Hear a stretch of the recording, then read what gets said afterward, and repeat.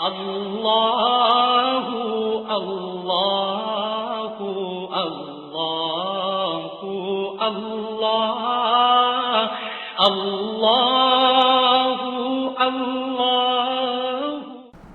الحمدللہ رب العالمین، الصلاۃ والسلام علی سید الانبیاء والمرسلین وعلی آلہ واصحابہ اجمعین، اما بعد، اعوذ باللہ من الشیطان الرجیم، بسم اللہ الرحمن الرحیم۔ ناظرین کرام، کل آپ نے سیدہ زاہدہ طیبہ طاہرہ حسنین کریمین کی والدہ محترمہ سیدنا علی مرزا کی بطول میرے کریم آقا کی شہزادی فاطمہ الزہرا سلام اللہ تعالی علیہ کے بارے میں کچھ سماعت فرمایا تھا۔ سیدہ فاطمہ الزہرا کے محامد و محاسن اس قدر زیادہ ہیں کہ زندگیاں بیت جاتی ہیں مگر آپ کے محاسن مقدس کا احاطہ ممکن نہیں ہے۔ حدیث مبارکہ میں بلکہ قرآن مجید فرقان کی آیات مبارکہ میں میرے کریم آقا رسول عربی کی ساری اہل بیت اطہار کے لیے بہت کچھ فرمایا گیا ہے۔ خلاق کائنات جل وعلا قرآن کریم میں فرماتا ہے انما یرید اللہ لیذہب عنکم الرجس اہل البیت ویطہرکم تطہیرا۔ خلاق کائنات جل وعلا ان کی شان بیان فرماتا ہے، ارشاد فرماتا ہے وَيُطْعِمُونَ الطَّعَامَ عَلَىٰ حُبِّهِ مِسْكِينًا وَيَتِيمًا وَأَسِيرًا۔ ان کی یہ عرف اور اعلیٰ شان ہے۔ علماء اکرام فرماتے ہیں اگرچہ یہ آیت برکہ جو ابھی میں نے سورۃ الدہر کی تلاوت کی ہے، اس کے انہوں نے کئی شانہائے نزول بیان فرمائے ہیں۔ ان میں سے بعض علماء نے یہ بھی بیان فرمایا کہ حسنین کریمین بیمار ہو گئے تھے۔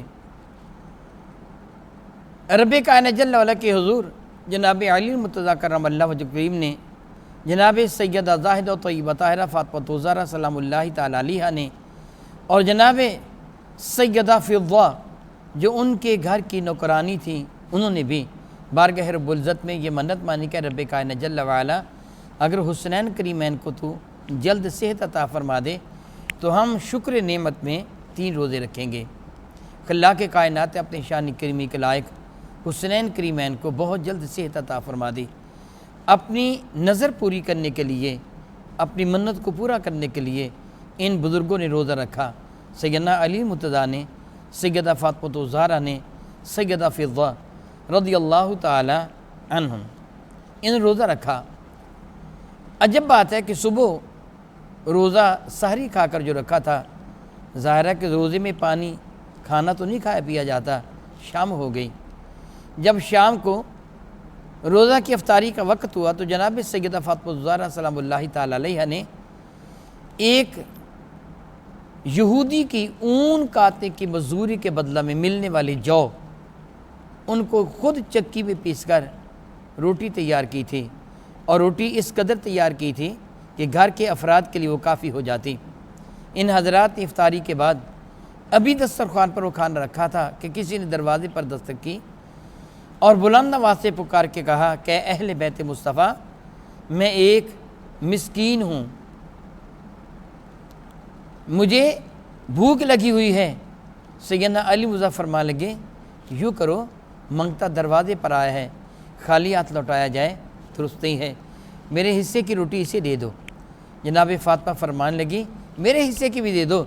جناب فضہ نے عرض کیا کہ میں پیچھے کیوں رہوں، میرا حصہ بھی اس کو دے دیا جائے۔ چنانچہ وہ سارے کا سارا کھانا اٹھا کر آج اس شخص کو دے دیا گیا۔ اگلے دن پھر اسی طرح روزہ رکھا گیا، شام کو پھر کھانا تیار کیا۔ اللہ اکبر اللہ اکبر۔ آج پھر رب کائنات کی قدرت دیکھیے، کسی شخص سے دروازے پر آ کے صدا لگائی میں ایک یتیم ہوں، بھوکا ہوں، اللہ کی رضا کی خاطر مجھے کچھ عطا کر دیا جائے۔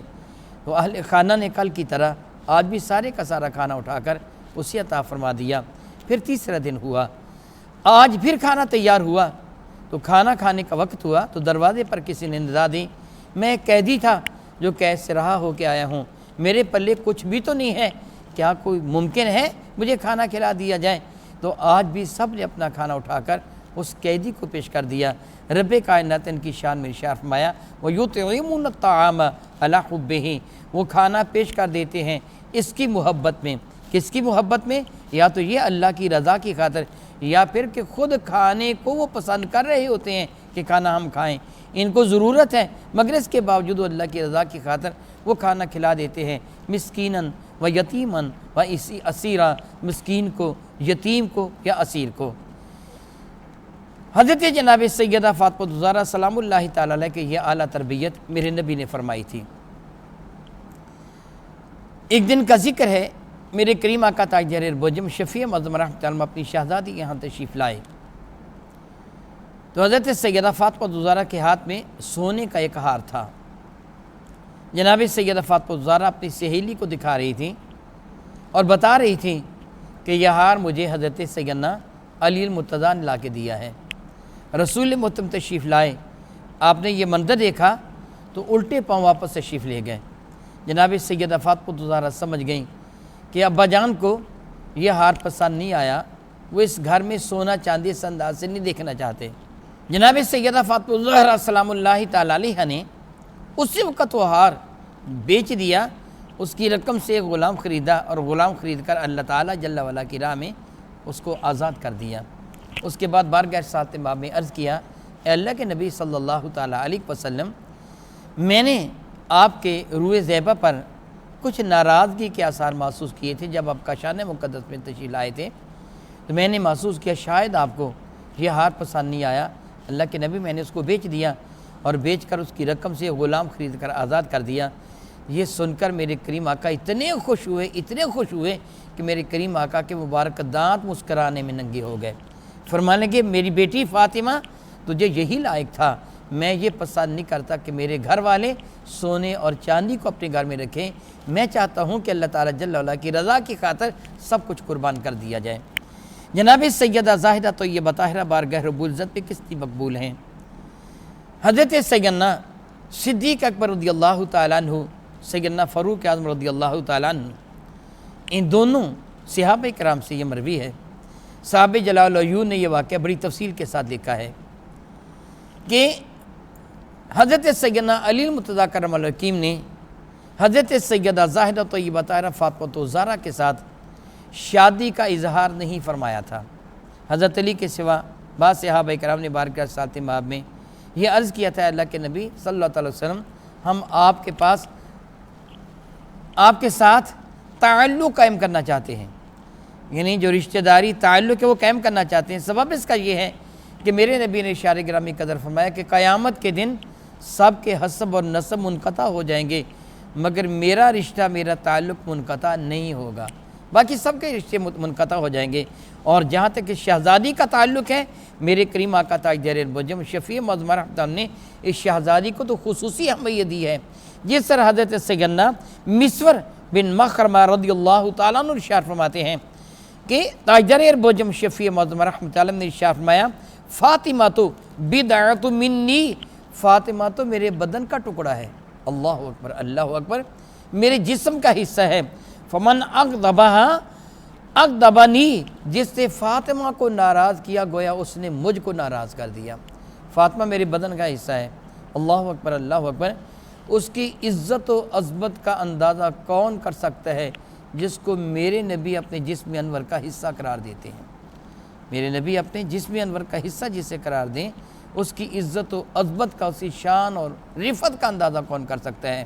اس لیے ہر صحابی اس بات کا متمنی تھا کہ رسول مرشد رحمت کون مکہ علیہ السلام قیامت کے دن میری شفاعت فرمائیں، مجھے اپنے دامن کرم میں پناہ عطا فرما دیں، میرا تعلق، میرا رشتہ، میرا ناطہ رسول رحمت کے ساتھ ہو جائے۔ مگر میرے کریم آقا نے ہر کسی کو یہی جواب دیا کہ ابھی مجھے رب کائنات جل وعلا کی جانب سے حکم کا انتظار ہے، جب اللہ کا حکم آ جائے گا میں فاطمہ کی شادی کر دوں گا۔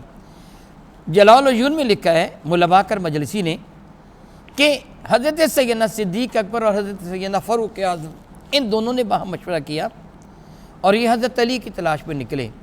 حضرت سیدنا علی المرتضیٰ ایک یہودی کے باغ کو پانی دے رہے تھے، یعنی مزدوری کر رہے تھے، کنویں سے پانی نکال کر ایک ایک درخت کی جڑ میں ڈال رہے تھے۔ یہ دونوں حضرات وہاں تشریف لے گئے اور انہیں حضرت علی المرتضیٰ اس کا حال میں دیکھا تو کہنے لگے، اے علی، ہم تیرے پاس ایک کام کے لیے آئے ہیں۔ سیدنا علی المرتضیٰ نے فرمایا کہ بتاؤ کیا کہنا چاہتے ہو؟ ان دونوں بزرگوں نے فرمایا کہ ہم یہ چاہتے ہیں کہ تم بارگاہ رسالت مآب میں حاضر ہو جاؤ اور بارگاہ رسالت مآب میں حاضر ہو کر عرض کرو کہ یا رسول اللہ علیہ السلام، میں فاطمہ الزہرا کے لیے آپ کی خدمت میں حاضر ہوا ہوں۔ سیدنا علی مرزا غم زدہ ہو گئے، فرمانے لگے وہ کون شخص ہے کہ جس کے دل میں یہ تمنا نہ ہوگی کہ میرا رشتہ رسول رحمت کے ساتھ قائم ہو جائے، مجھے وہ شرف میسر آ جائے کہ دامادی مصطفیٰ کریم کا عظیم ترین شرف، مگر پریشان اس لیے ہوں کہ میرے پلے تو کچھ بھی نہیں ہے۔ ان دونوں بزرگوں نے ڈار بندائی کہ بارگاہ ساتھ باب میں حاضری تو دو۔ جلال العیون میں لکھا ہے کہ سیدنا علی المرتضیٰ کرم اللہ تعالیٰ وجہ کریم اسی وقت بارگاہ ساتھ باب میں حاضر ہوئے۔ جب رسول رحمت کی خدمت فیض دجم میں پہنچے، شرم اور حیا کی وجہ سے اپنا مدعا عرض نہیں کیا۔ میرے کریم آقا نے مسکرا کے پوچھا، علی آؤ، کیسے آئے ہو؟ تو سیدنا علی مرزا نے ہچکچاتے ہوئے اپنی بات کا اظہار کیا تو میرے کریم مسکرا دیے، مانگے علی تجھ کو مبارک ہو، رب کائنات نے تیرا اور فاطمہ کا نکاح آسمانوں پر کر دیا ہے، مجھے حکم ہے کہ میں زمین پر تیرا نکاح منعقد کروں، بتاؤ تمہارے پاس حق مہر کے لیے کیا ہے؟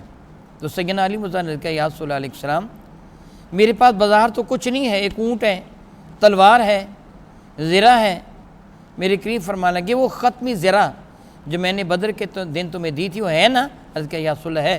میں جاؤ بازار میں اسے بیچ کے آؤ، جو رقم حاصل ہو مجھے لا کے دو۔ سیدنا علی مرتضیٰ کرم الحکیم چلے بازار میں زرہ کو بیچ کر وہ رقم بارگاہ رسالت باب میں حاضر کر دی۔ حضرت سیدنا علی مرتضیٰ کرم اللہ وجہ الکریم جب وہ زرہ لے کے تشریف لے جا رہے تھے تو راستے میں ملاقات حضرت عثمان غنی سے ہو گئی۔ حضرت عثمان غنی نے حضرت سے پوچھا کہ علی کہاں کا ارادہ ہے؟ تو سیدنا علی مرزا فرمانے لگے، زرہ بیچنے کے لیے جا رہا ہوں۔ پوچھا کیوں؟ سیدنا علی مرزا نے حوالے واقع بیان فرما دیے کہ میں فاطمہ الزہرا سے شادی کرنا چاہتا ہوں، اور رسول رحمت نے فرمایا کہ زرہ بیچ کے جو رقم ملتی ہے لے کے آؤ، میں زرہ بیچنے جا رہا ہوں۔ سیدنا عثمان غنی نے زرہ کو پکڑ لیا، فرمانے کہ سوچو کتنے کی ہوگی؟ حضرت علی مرزا فرمانے کہ تم دانا تاجر ہو، تم ہی بتاؤ کتنے کی ہے؟ حضرت عثمان فرمانے کہ میرے خیال میں 1200 درہم کی ہے۔ حضرت علی مسکرا دیے، فرمانے کہ دانا تاجر ہو مگر تم نے زرہ کو صحیح نہیں جانا، اس کی قیمت لگانے میں غلطی کی ہے۔ عثمان غنی فرمانے لگے کیا غلطی کی ہے؟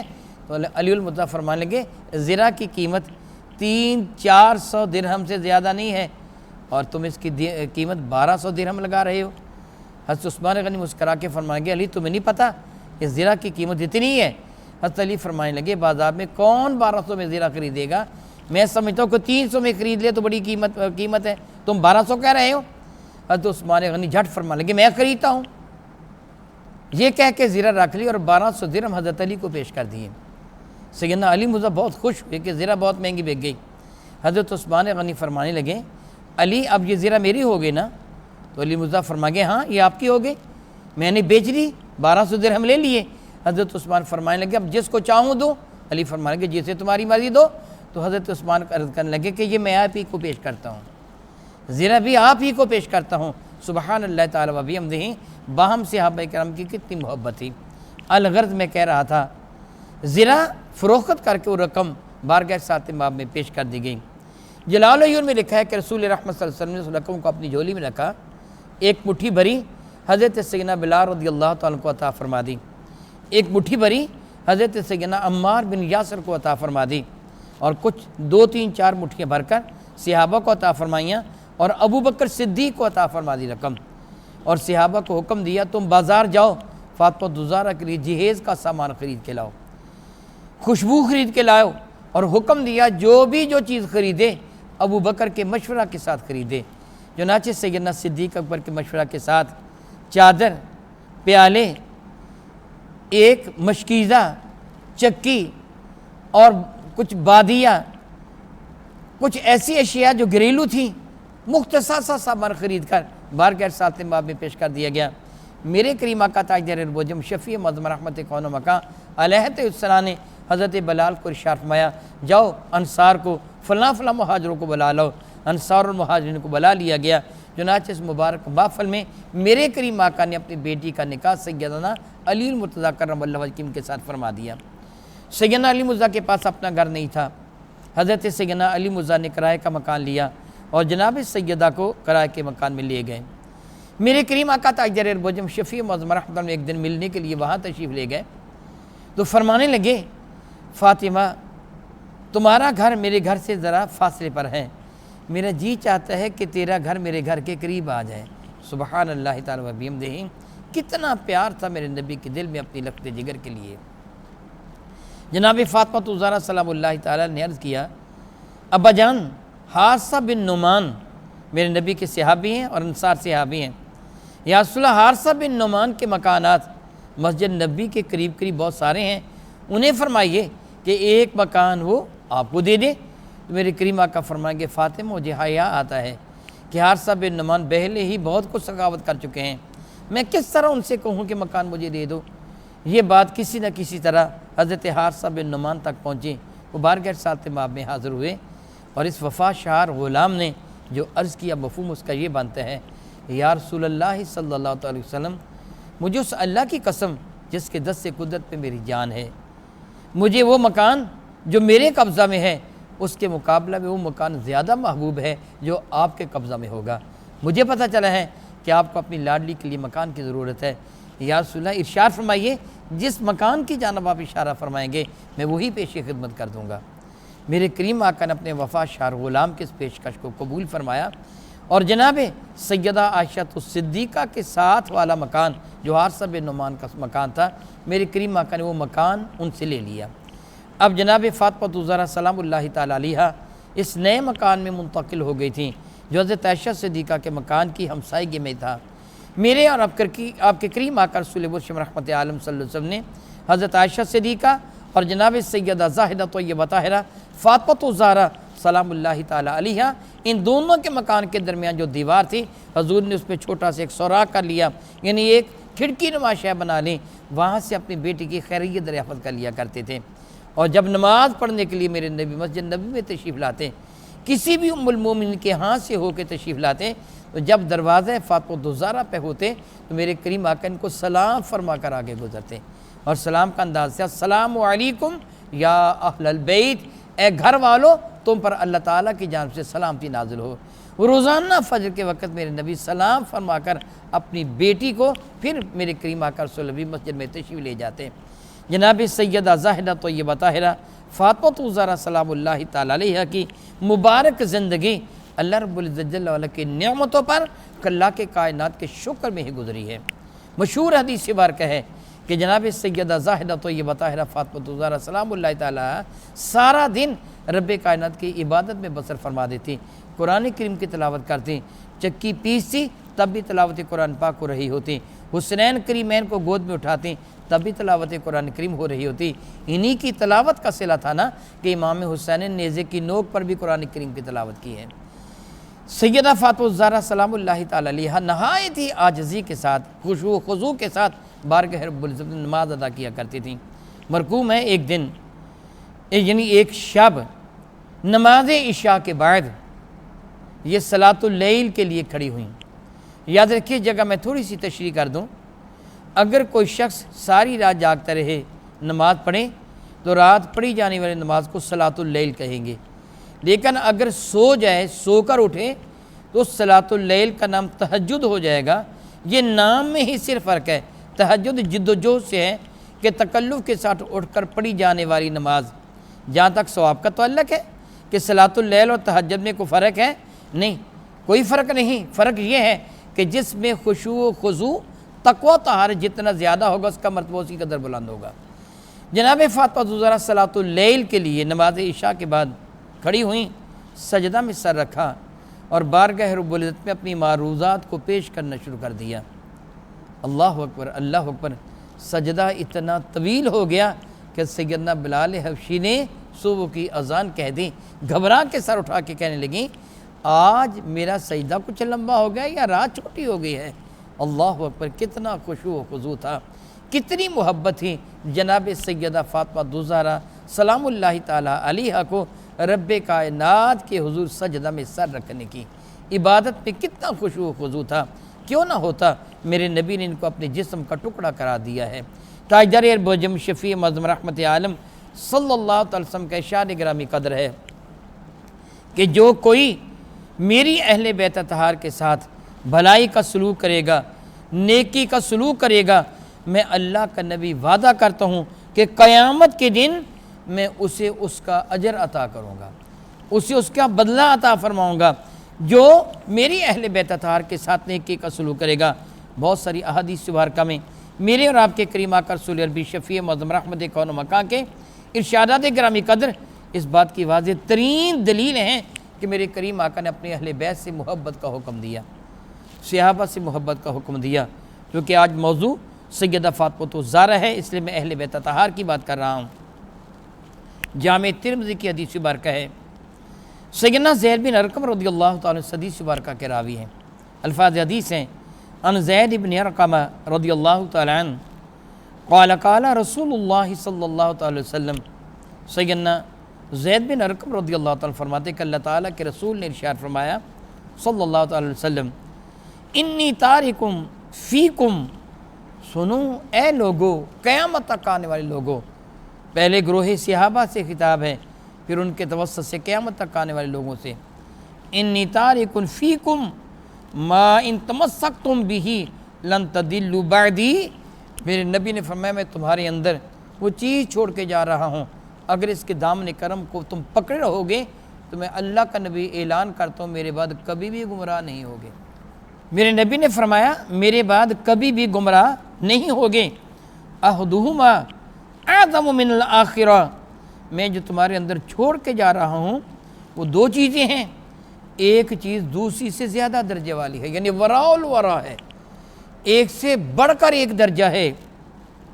وہ دو چیزیں کیا ہیں؟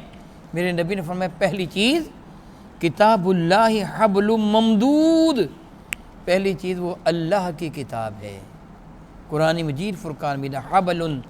حبل کہتے ہیں رسی کو، ممدود مدہ یمد، لمبا ہونا، وہ ایک لمبی رسی ہے، من السماء الی الارض، جو آسمان سے زمین کی طرف لٹک رہی ہے۔ اللہ اکبر اللہ اکبر۔ گویا ضمناً ارشاد فرمایا یہ قرآن مجید فرقان میں وہ عظمت والی کتاب ہے جو آسمان سے زمین کی طرف لٹکتی ہوئی رسی کی طرح ہے، گویا جو اس رسی کو پکڑے گا رفت کے اعتبار سے آسمان تک چلا جائے گا، بلندی تک چلا جائے گا، عزتیں پا جائے گا، عظمتیں پا جائے گا۔ یہ قرآن بلندی کی طرف لے جانے والا ایک زینہ ہے، سیڑھی ہے، ایک معراج ہے، عظمت کی ایک دلیل ہے۔ جب تم اس کو اپنا لو گے تو رب کائنات کا قرب خاص تمہیں میسر آ جائے گا۔ اور ایک تو یہ چیز، اور دوسرا کیا؟